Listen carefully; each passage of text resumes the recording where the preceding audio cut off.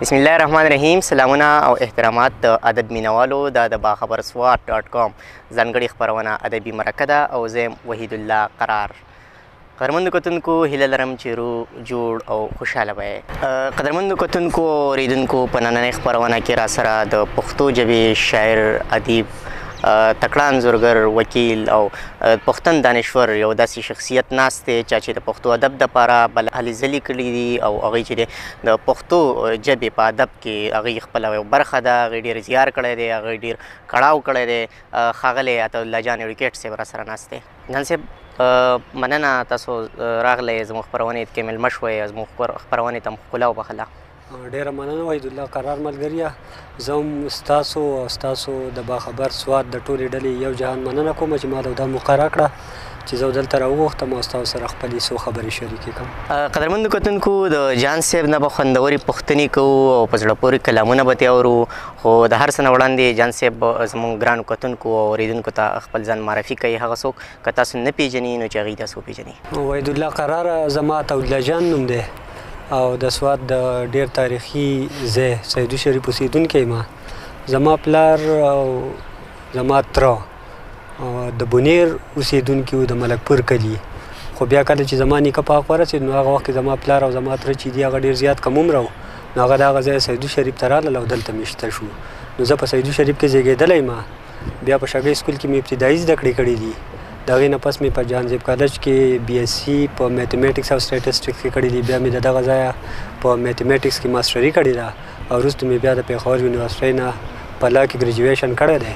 نو اوس په دلته ډسټرکټ کورټس کې وکالت کوم. دغه مې پیشه ده، دغه مې روزګار دی.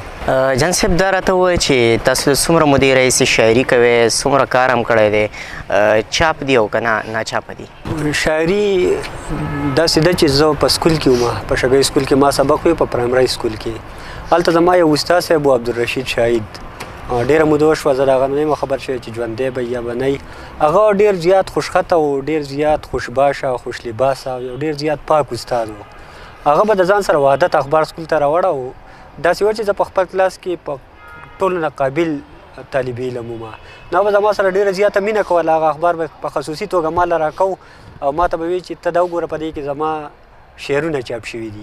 نو د هغې وخت نه زما د شعر و شاعرۍ طرف ته بیا زموږ په کور کې زما د مشرانو وروڼو څه داسې د شعر و ادب کتابونه د دې جان زیب کالج علمي او ادبي مجله وه علم، د هغې څه شمارې څه ګڼې پرتې وي. دغه به ما کاته نو د هغې نه زما د شاعرۍ طرف ته رجحان جوړ شو، شاعرۍ سره مې مینه پیدا شوه. نو هم دغه د سکول د وخت نه به مې سمات ګډ لیکونه کول، خو بیا په باقاعده توګه باندې چې کله زه کالج ته راغلم نو د هغې نه مې باقاعده شاعري شروع کړه. د کمې پورې چې د کتابونو د چاپ او د ناچاپه اثارو خبره ده نو ما تر دې وخته لا کوم کتاب نه دی چاپ کړی.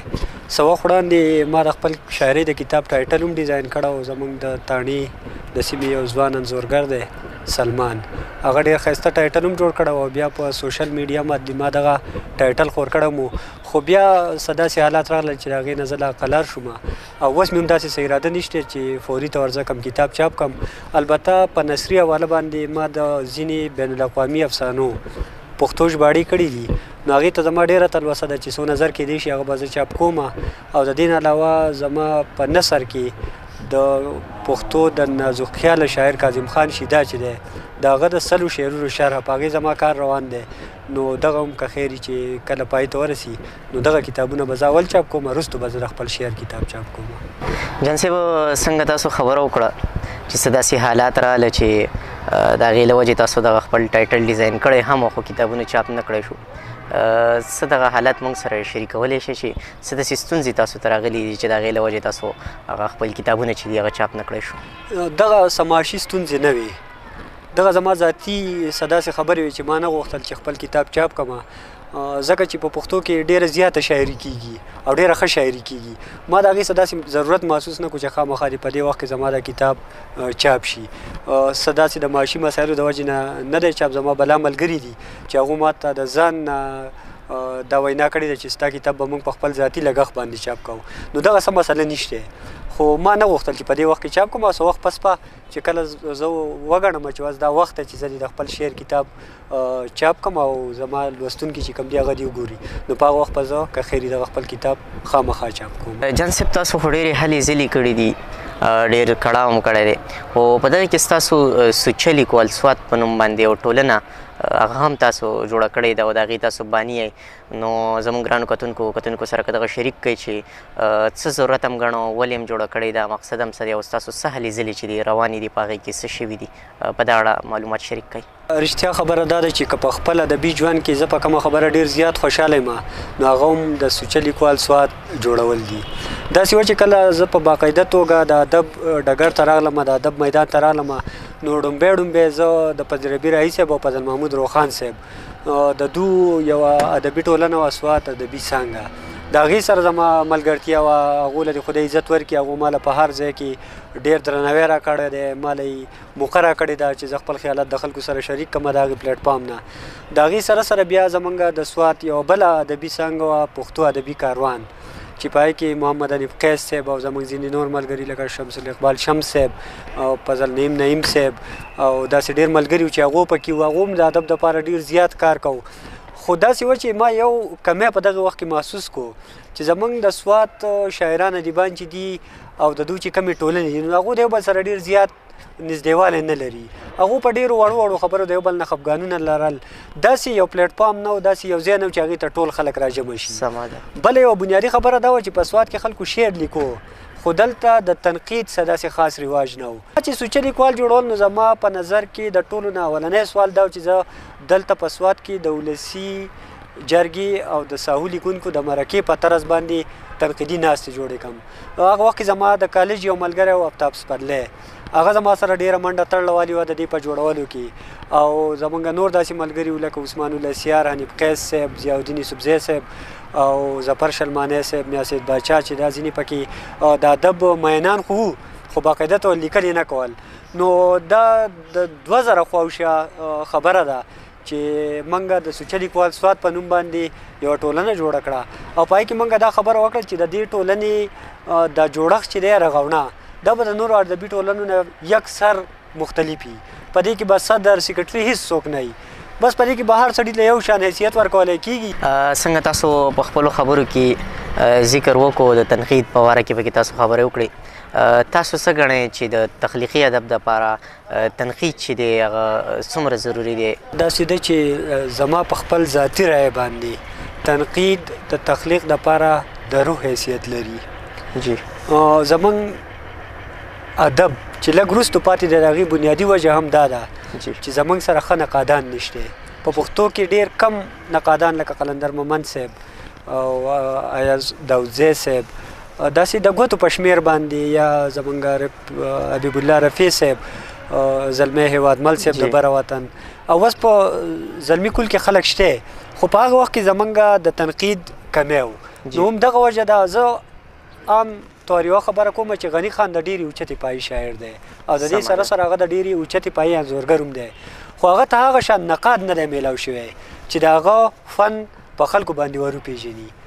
دغه نقادي چې دی د یو فنکار د یو تخلیقکار فن او تخلیق په خلکو باندې پیژني نو چې کله تا ته ښه نقاد میلاو شي لکه د اردو چې ډېره نوې ژبه ده زموږ د پښتو په مقابله کې خو د هغې خوشبختي دا ده چې هغې ته ډېر لوی لوی نقادان لکه اختر حسین رایپوري او داسې چې شمارې نو په شمارلی کېږي نو دومره لوی لوی نقادان هغو ته میلاو شوي دي او دغه وجه ده چې د هغو د تخلیق او د هغو د ادب هغه سڼه سترګه په ډېره ښه ډول شوي دي او د هغو ادب چې دی نو هغه نن سبا د ډېرې اوچتې پایې دی. جان صاحب که خپل یو غزل یا یو څو شعرونه د غزل انتخاب کړي وي چې زموږ ګرانو کتونکو او اورېدونکو ته یې واورئ هغوی ترې خوند اخلي؟ دا غزل مطلب ده چې هرکلی د یار د غم هم په سندرو کوي په ژوند مین هر ادا د نغمهګرو کوي موږ وزرې شته خو توان د الوتو نه لرو هغوی ته نه ګورو الوت چې بې وزرو کوي. د محبت د حقیقت نه ناخبره خلک ژوند خو کوي خو ژوند په شان د سوداګرو کوي. زه هم د مینې لوی دوتر لرم جاګیل لرمه ښکلي که ناز د ښایستونو په دوترو کوي. زورور ځکه زورور وي په کمزورو باندې چې نور کمزوري ملګرتیا د زورورو کوي. زمونږ ستوان دی چې بتاب ستا د نظر ولرو، ستا جادوګر نظر جادو په جادوګرو کوي. ما ته هغه ماشومان ډېره منپرسته ښکاري چې په کورونو کې پالنه د کوترو کوي، چې مسلې به یې د کفر او الحاد کولې. اوس هغه خلک طوافونه د مندرو کوي. ګرانه د جانه ډېره ګرانه ده چې راشي امن، دا فتنهګر چې مخنیوی د فتنهګرو کوي. قدرمندو کتونکو، جان صاحب یو ډېر ښه تکړه انځورګر هم دی او زما په خیال خو انځورګر یا انځورګري یو داسې هنر دی چې پې د ولس احساسات، جذبات، تاریخ، کلتور، سپېڅلي روایات، جدید رجحانات، دغه هر څه په یو هنري انداز په دغه یو انځور کې خوندي وي. جان صاحب نه پوښتنه کوو چې تاسو انځورګرۍ ته څنګه مخ شو، کله نه م شروع کړه او څه ضرورت هم ګڼه چې انځورګري م شروع کړه؟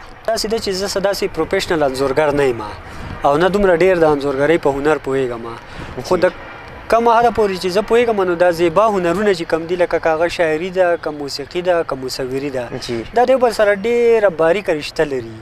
او چې په کم یو سړي کې په دې درې واړو هنرونو کې د یو جراثیم موجود وي نو په هغې کې به دا نور خامخا وي. اوس دغه چې چاته موقع میلاو شي او چاته موقع میلاو نه شي. څنګه چې ما تا ته په اوله کې وضاحت وکړو چې زمونږ د سکول استاد عبدالرشید شاهید صاحب هغه ډېر زیات خوشخطه و. نو د هغې وخت نه څنګه چې د هغه د وجې نه زما د شاعرۍ سره مینه پیدا شوې ده، دغه شان هغه په هغه وخت کې په چاټونو په قلم باندې ډېر زیات ښایسته لیکل کول. نو د هغې وخت نه زما د ښکلي خط لیکلو سره هم ډېره زیاته مینه پیدا شوه. نو دغه دی چې زه د ډېره حده پورې په خوشنویسۍ باندې پوهېږم او ډېر ښکلی خط لیکلی شم.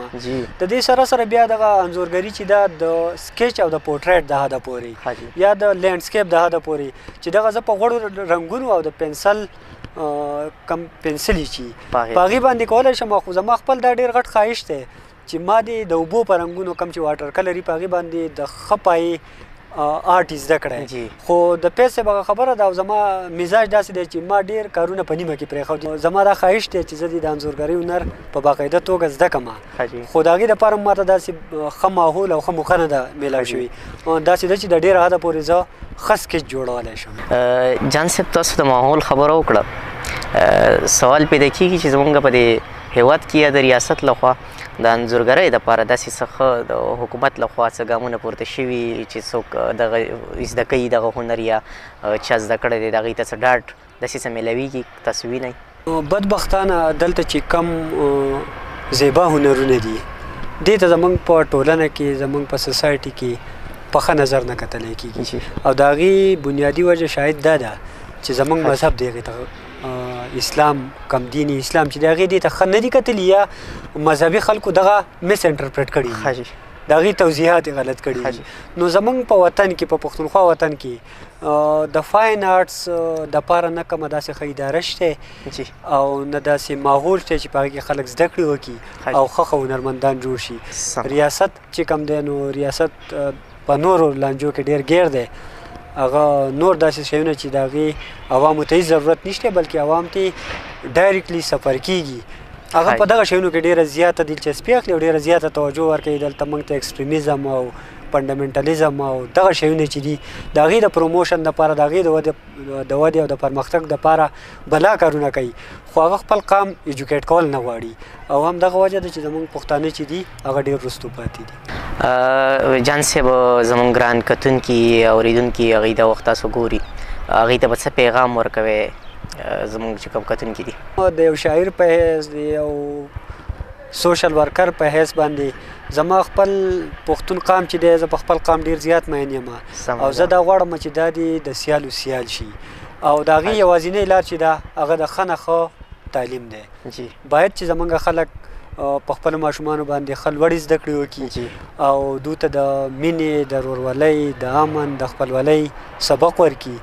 د دې سره سره زه د پښتو ژبې شاعر یم او د ډېر وخت نه زه په دغې ډګر کې کار کوم، نو زما به خپلو خلکو ته دا یو درخواست وي، دا به ورته زه یو زاري کوم چې خپله ژبه دا د یو قام د ټولو نه لویه پېژندګلو وي او کله چې یو قام خپله ژبه هېره کړي نو دغه قام ورکېږي او سپکېږي نو زما به خپلو ټولو خلکو ته مشرانو ته کشرانو ته همزولو ته دا خاص وي چې خپلو ماشومانو ته خپله ژبه د هغې لیک لوست خامخا زده کړي ځکه چې همدغه ژبه ده چې دا زموږ په ټوله نړۍ کې د پیژنګلو هغه علامت زموږ د پیژنګلو نښه ده نو پکار ده چې موږ دغه خپل نښه ورکه نه کړو موږ د خپلې ژبې سره مینه وکړو موږ د خپلې ژبې د پرمختګ دپاره د خپلې ژبې د ودې دپاره کار وکړو او د خپل قام د ودې دپاره د پرمختګ دپاره او د سیالو سره د سیال کولو دپاره شپه ورځ کار وکړو. جی ګرانو کتونکو اوریدونکو تاسو د جان صاحب خوندورې او ګټورې خبرې واورېدې.